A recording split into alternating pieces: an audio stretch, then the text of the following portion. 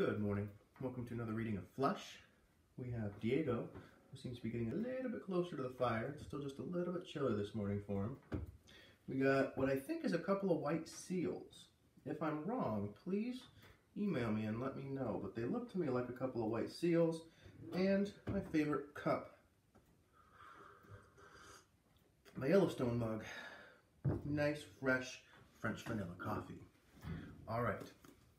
Let's figure out what happens. Seems like the story's starting to pick up a little bit.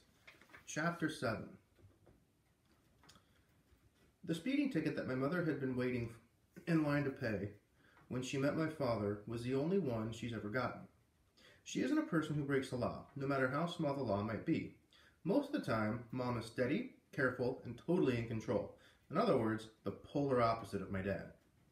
Like him, she was born in Florida, a place called Kissimmee, up near Orlando. Both her parents worked as performers at Disney World, which sounds like a lot more fun than it was. It does sound like fun.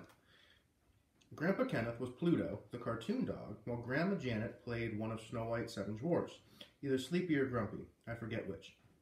Mom still has a framed photograph of her mother and father dressed in costume, standing with their heads off in front of Cinderella's castle. According to Mom, Grandpa Kenneth didn't like his job from day one. The Pluto outfit was top-heavy and hard to navigate, and the temperature inside was about 105 degrees. The tourist kids would poke Grandpa Kenneth in the ribs and pinch his nose and yank his floppy ears, but he wasn't allowed to say anything. That's because Goofy is the only Disney dog character who actually talks. Pluto just whines or yips. So when the kids started hassling Grandpa Kenneth, all he could do was bark, shake his head, or wag his paw, which almost never worked. One day he just snapped. That's the word that Mom used for what happened. Some brat yanked once too many times on his tail, and Grandpa Kenneth spun around and punted him halfway down Main Street, USA. The kid's family sued Disney World for some insane amount of money, but by then Grandpa Kenneth and Grandma Janet had already packed up and moved to Moose Lake, Saskatchewan, where they opened a snowmobile dealership and never laid eyes on another tourist. So apparently the grandpa punted a kid like a football. I shouldn't be laughing. It's not funny. We've gone up to visit them 2 or 3 times, but they refuse to come down to the Keys. Grandpa Kenneth is sure that Disney people will have him arrested if he ever sets foot in Florida. My mother returned when she was 18 to attend college at the State University in Gainesville. She was on her way to becoming a lawyer when she met a guy and got married and dropped out of school. The guy turned out to be a knucklehead. That's Mom's word again. And after only 2 years, she pulled the plug. She was driving to the courthouse with the divorce papers when she got the speeding ticket that led her to meeting my father. They got married the day after her divorce was finalized. Whenever Dad starts telling the story, my mother goes out to stack the dishes or fold the laundry. She doesn't like anyone bringing up her first marriage in front of us. I know that Dad's crazy for my mom, but sometimes he's totally clueless about her feelings. Abby gets frustrated and tells me to talk some sense into him. But what am I supposed to say? Better shape up, Dad. Remember what happened to the last knucklehead she married? Even if I said something, he wouldn't take it seriously. He'd tell me not to worry because Mom has the biggest fan. Oh, because Mom was his biggest fan. My father had a bad habit of overestimating his charm, and also my mother's patience. When I got back from the trailer park, she was standing in the driveway and talking with Mr. Shine, the lawyer. I waved and hurried inside the house, where Abby was waiting to fill me in. I was right, she said. They're going to ask a judge to decide if Dad's certified a wacko. But he's not, I protested.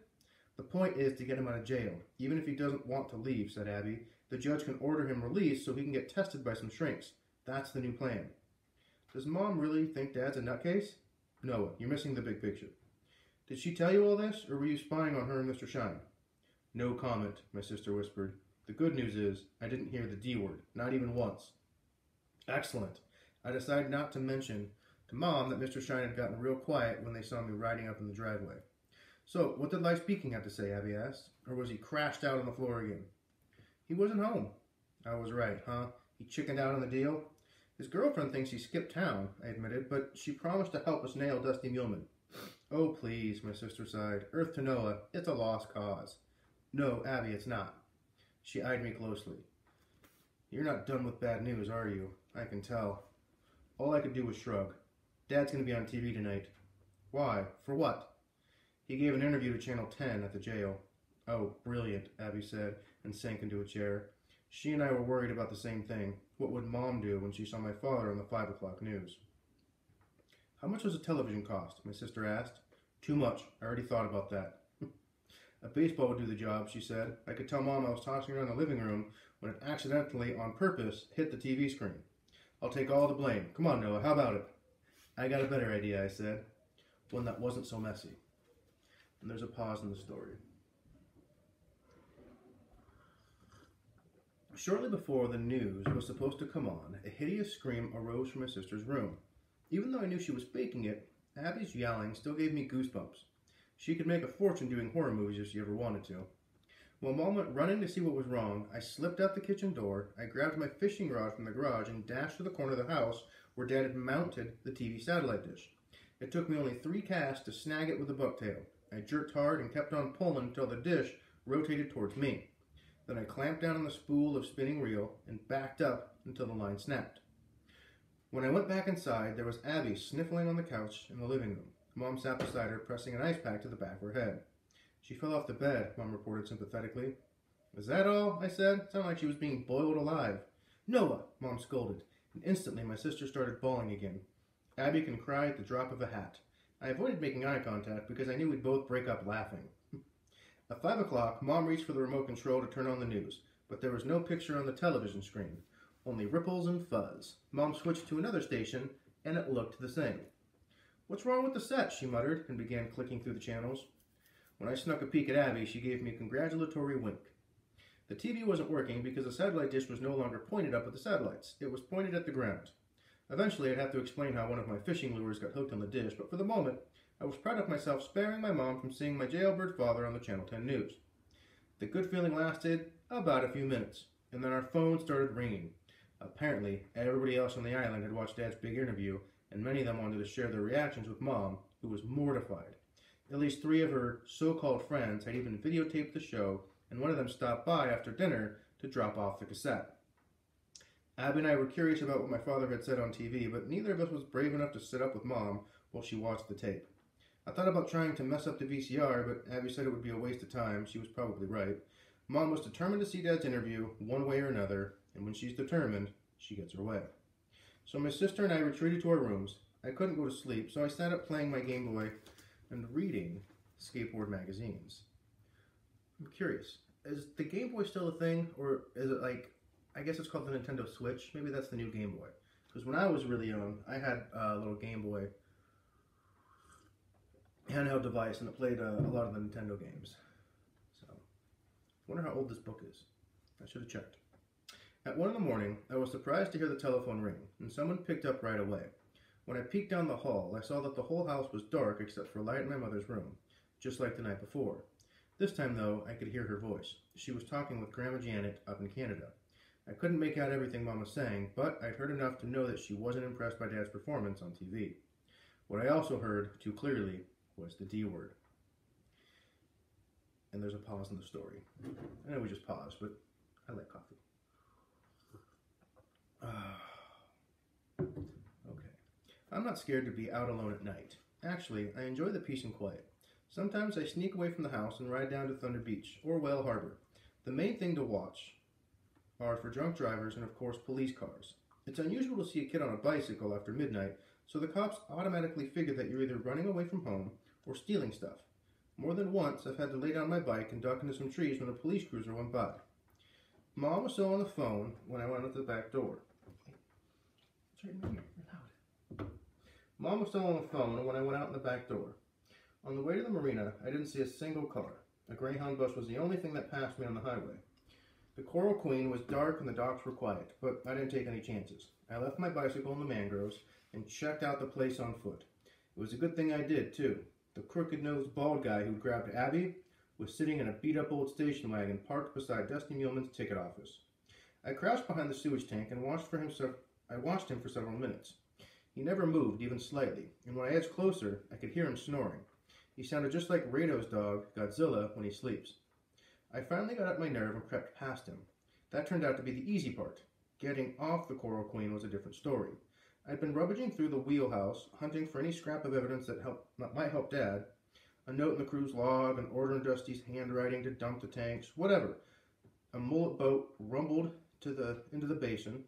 A man in rubber boots rose to the bow and started tossing to cast a net. The noise woke up the bald guy, who got out of the car and stretched his arms and lit up a cigarette. Now I was stuck. There was no way to leave the Coral Queen without being spotted under the dock lights. I could see Dusty's goon sitting on the hood of his station wagon, the tip of the cigarette glowing orange whenever he took a drag. On tiptoes, I made my way down a stairwell to the second casino deck, which, like the others, was enclosed to keep out the rain. I snooped around until I found a rack of poker chips that the crew had forgotten to lock away. I carried the rack up towards the front of the boat, and I opened one of the side windows. I waited there until the mullet netter was motored out of the basin of the marina, and it was quiet again. Then I reached out the window, and I dropped the poker chips. They made a very impressive racket, clattering on the hard deck and rolling in 100 directions. The bald watchman tossed his cigarette, slid off the hood of his station wagon, and headed for the Coral Queen. He was bounding up the aft stairs as I was sneaking down the forward stairs. I think aft is back of the boat. So this guy was going up the back stairs, and Noah was heading down the front stairs. When I heard his heavy footsteps on the deck above me, I hustled to the stern, stepped lightly onto the gangplank, and then bolted for cover. I made it as far as the sewage tank when I huddled in the shadow and tried to catch my breath. My heart was beating so hard that I thought my chest might split open.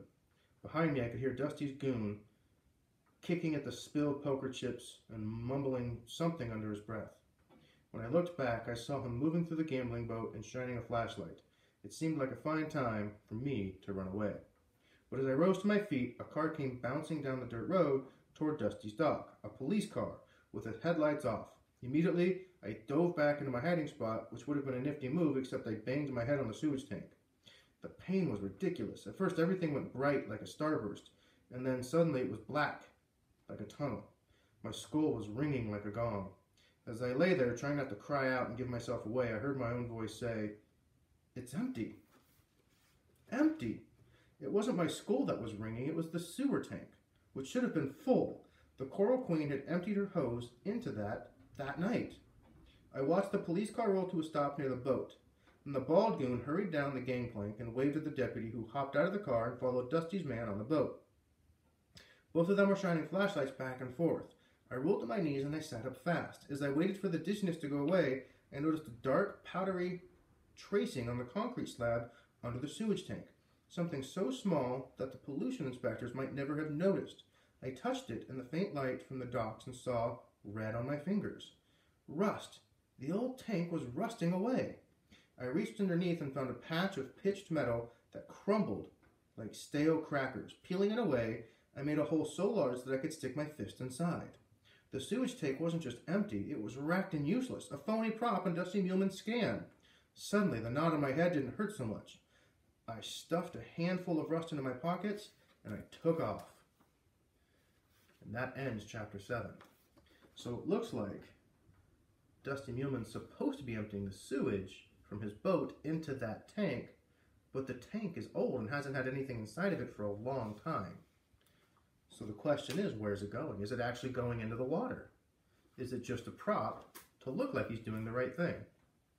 We'll have to read tomorrow and see if we can figure out what's actually happening. I'll see you then.